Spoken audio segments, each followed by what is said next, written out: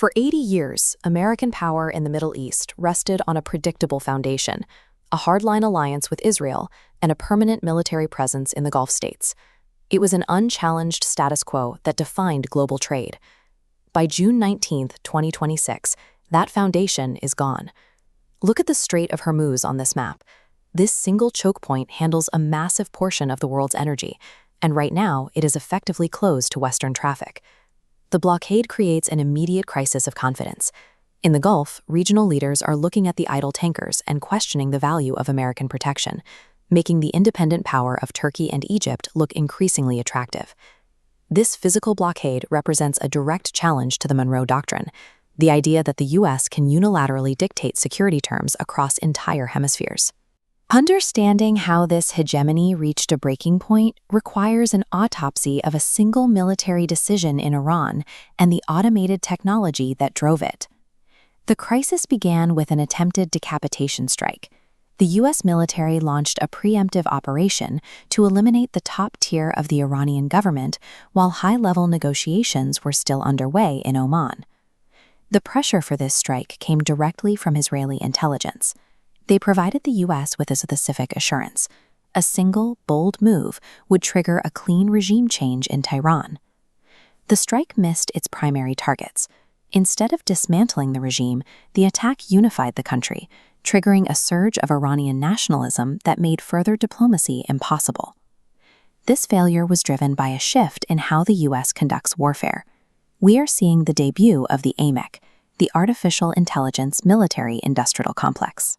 In this system, raw intelligence is funneled through algorithms built by Silicon Valley firms like Palantir. These programs are designed to process massive amounts of data and output specific targeting coordinates for automated weapon systems. The machine logic contained a fatal error. The AI identified a specific property as a military site based on its historical usage, failing to recognize that the facility had been converted into a civilian school. Programmed for maximum lethality, the system bombed the facility 3 consecutive times. 168 young female students were killed in the strikes. The combination of faulty intelligence and automated miscalculation removes the credibility of the U.S. military's claim to technical precision and superior oversight. This disaster is the logical conclusion of the system Dwight Eisenhower warned us about in his final address: a military-industrial complex that prioritizes its own expansion over strategic sense. You can trace this pattern back to 1953, when the U.S. orchestrated a coup in Iran to protect commercial and strategic interests, setting a precedent for prioritizing control over long-term regional stability.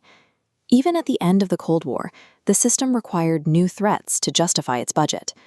Diplomatic promises were made to Soviet leaders and then set aside as the defense industry sought new markets.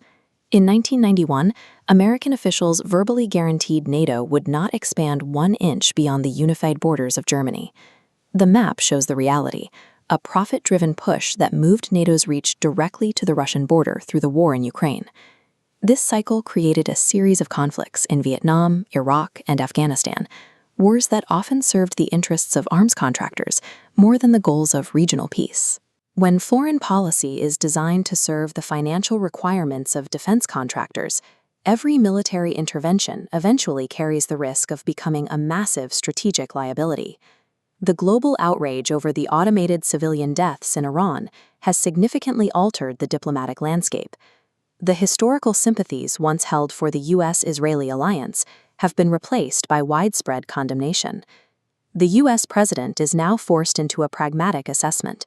He must weigh the financial cost of an open-ended war against his own legacy and the economic stability of his family's business interests. There is a clear alternative: accepting a multipolar world where the U.S. shares influence with China, allowing the focus to shift from warfare to the lucrative rebuilding of the Gulf states. Without the guarantee of absolute American military support, the Middle East is beginning to permanently reorganize its own security and trade routes. The erosion of American global hegemony was ultimately driven by the internal mechanics of its own military-industrial complex. It is a collapse accelerated by the very technology designed to sustain it.